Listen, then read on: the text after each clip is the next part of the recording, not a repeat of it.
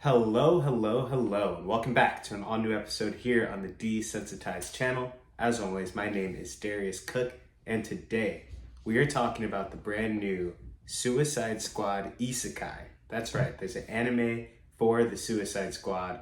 They just dropped 3 episodes on Max. I watched it. Let's get into it and break it all down.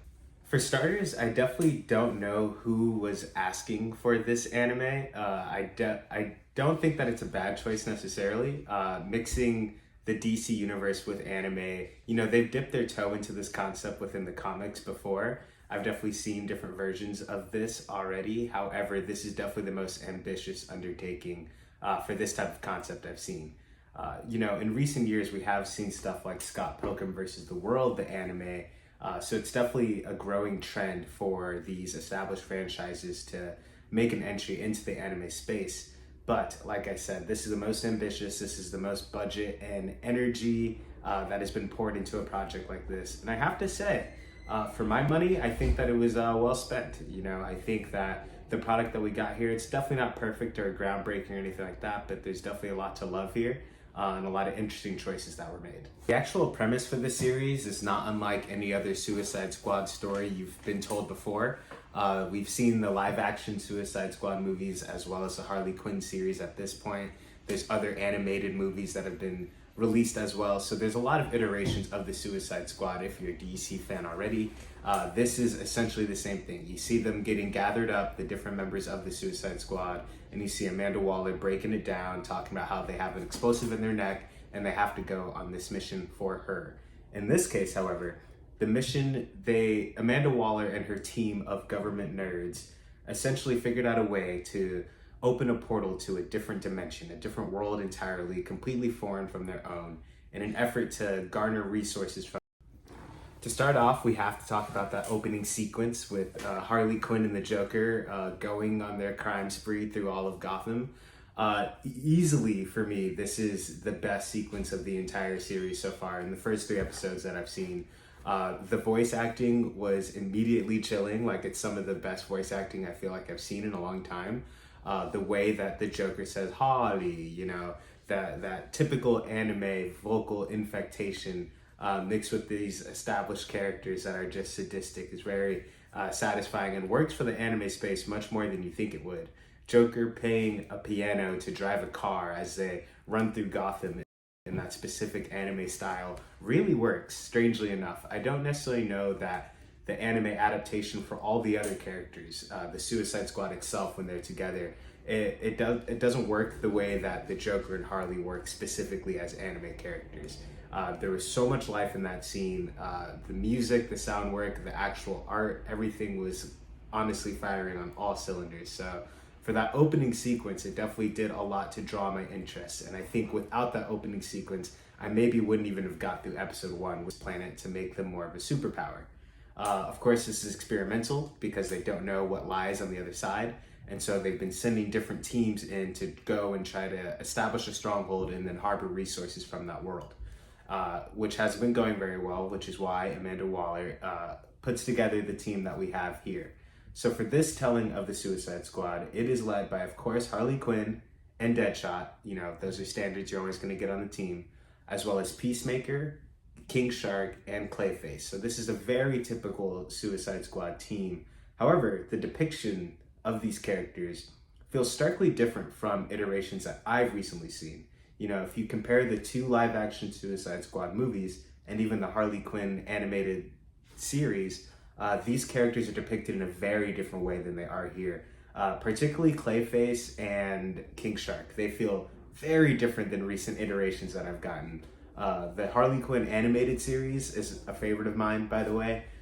King Shark in that show is like my favorite character. He's voiced by Ron Funches, and he has a much more, let's say, autonomous, his character talks a lot more, communicates, and it's definitely not like the non-communicative King Shark that we get in this anime. But I am missing a little bit of his personality, where in this case, he's just kind of like a brute, kind of like the team's Hulk in a way. So definitely less satisfying, but more cool, I will say. You're trading off some of that character work for more intense and menacing scenes. And this series is like the best Clayface depiction I've ever seen. He's usually kind of just a joke, especially in the Harley Quinn series. I actually cannot stand that character. I appreciate that in later seasons they use him very sparingly because I find him so annoying. But his power set is awesome, and in this anime, they decide to give him a lot more characterization. He's still like pompous and like a little bit annoying, but brought to life through the anime format, he is so much cooler. And I'm sure other people are going to be talking about this, but he looks exactly like Muzan from Demon Slayer, the main antagonist on that series. His character design, his outfit, his hair, it looks exactly like Muzan, and therefore it looks exactly like Michael Jackson. So that is a little glaring, especially once he gets his official fit on in episode 3. It's hard not to see that, but overall, he's been a pretty cool character. He's kind of the standout character of the series. He's kind of become the de facto leader, even though people don't necessarily respect him. He's the one who is adapting to this situation quickly and kind of leading them in terms of navigating this new world. Peacemaker in the series is definitely a little bit more muted than I'm used to. His live action depiction, I think, is awesome by John Cena. And this is definitely more of a milquetoast version of that, but he's fun. It's hard to get Peacemaker wrong. But we also have Rick Flag in this, who just got added in the second episode. He hasn't done anything too crazy yet as far as his additions to the team, but having him there definitely rounds out our Suicide Squad a little bit. One thing I did take notice, just as an interesting choice, especially when choosing to do an anime adaptation, most of the people on their Suicide Squad don't really have powers. They're just kind of strong people. Harley Quinn doesn't have powers. Deadshot is just like a sniper, King Shark is kind of a Hulk, sure, but he's not, it doesn't have powers. Rick Flag and Peacemaker are both just tacticianers. So Clayface is really our only like super powered meta-human on the team, which I thought was an interesting choice because, you think when adapting to anime, you might choose to do more of the bombastic characters that you do have available in terms of, fun power sets to work with. But no, they chose to go with a more muted sense here. As far as the actual world that they get isekai into, pretty plain Jane. This is definitely like any fantasy anime that you would just send a character into for a typical isekai, which I think is the right choice. You're already juggling so much with, balancing the actual cast of the Suicide Squad and, the actual story of them navigating this world. On top of that, establishing like a new, rich, and fresh fantasy world, I think would be too much to do. So keeping it just like a simple, plain fantasy world that you've definitely seen before, I think is a good choice because there's so much to do that the show has to overcome, and it doesn't necessarily overcome all of it. That I respect that they chose to do a more boring landscape for their fantasy story. However, this is a magical world. They haven't fleshed out the power set at all, but they have alluded to the fact that our main cast now has access to some magical abilities now that they're in this world.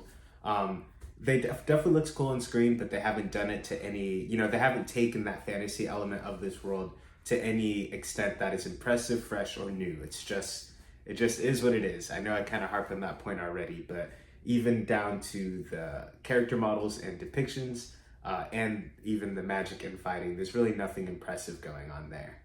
In episode 3, they did kind of allude to the fact that Ratcatcher is one of the people that is leading the Empire against this fantasy world that we get dropped into. So that is interesting. I don't think that the Ratcatcher is a very compelling villain to be Endgame or anything like that. So I'm hoping that they pull in some other characters from the DC universe that will be more of like the main enemy that they have to overcome, once they join forces with this fortress more so. Something that I think the series has so far kind of comes down to the storytelling. I think that it's a little choppy at times, and I don't necessarily think they do the work to make you feel like this is a very like grounded and well-written story at times. However, what they do get right is the characters. Harley Quinn in particular, this is a series that knows that Harley Quinn is the star and treats her like that. Based on some of the promotional material, it seems like she's going to play a major role. We already see that the princess of this world is very drawn towards her. And one thing I've noticed is that character design wise, they are drawn the exact same way, except for Harley Quinn has her iconic makeup and hair color scheme going on. My theory at this point is that at some point the princess and Harley Quinn are going to swap places, so that way get Harley Quinn to an important place that she needs to be under the guise of being the princess, and the princess seems to desires having some kind of agency and maybe getting out into the field to affect this war in a more impactful way. So her switching roles with Harley Quinn might be a way to service that. I'm just saying that just because, you know, they have such similar character designs that I imagine they're going to do something like this. It would be easy to have the princess just put on Harley's makeup, and having Harley wear anime princess garb and then beating up a bunch of bad guys seems like a great opportunity. I'm not sure how many episodes this show is going to be, but based on the pacing, I can't imagine it going over 8 episodes. That being said, I get the impression that they saved a lot of surprises to come with this show. Because it moves so fast-paced up to this point, like, I can imagine the whole story wrapping up in the next 2 episodes. So knowing that it's probably going to be more than 5 episodes, I imagine that they're saving some big surprises to pull in from the DC universe and pull them into this anime world. Just based on how cool the Joker was, I can't imagine that we won't get another scene with the Joker. It would be awesome for him to make some grand appearance towards the end of the series just because he made that much of an impact at first. You know, I'd love to see Poison Ivy. You know, there's a lot of characters that could pop in here and have a lot of fun. So I'm very excited to see where that goes.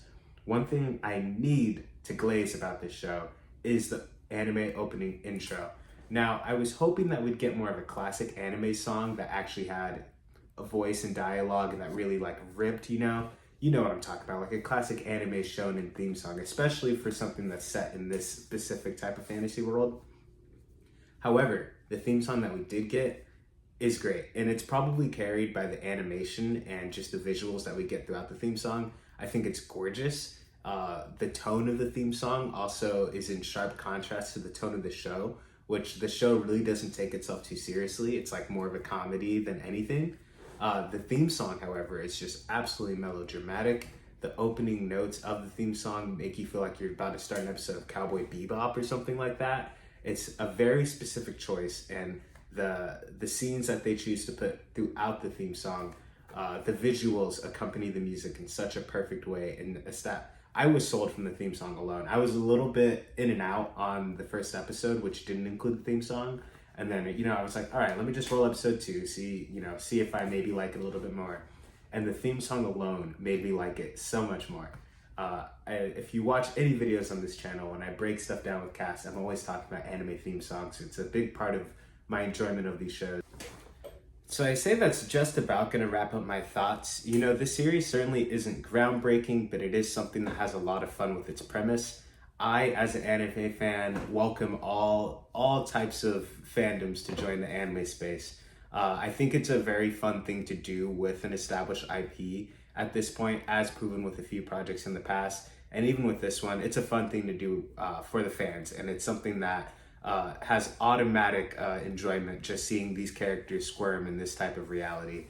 I am excited to see where it goes. The animation has consistently looked pretty good. Not the best thing I've ever seen, but definitely as good as your average Isekai anime. So it definitely has that going for it. And again, the premise takes itself not so seriously, that it's something that you could put on and just have fun with. And so I do think that they struck the right tone for a type of undertaking like this. But yeah, so when the full series is out, I plan on doing a full breakdown with my buddy Cass. But until then, let me know what you thought. Thank you for watching, and remember, I love you.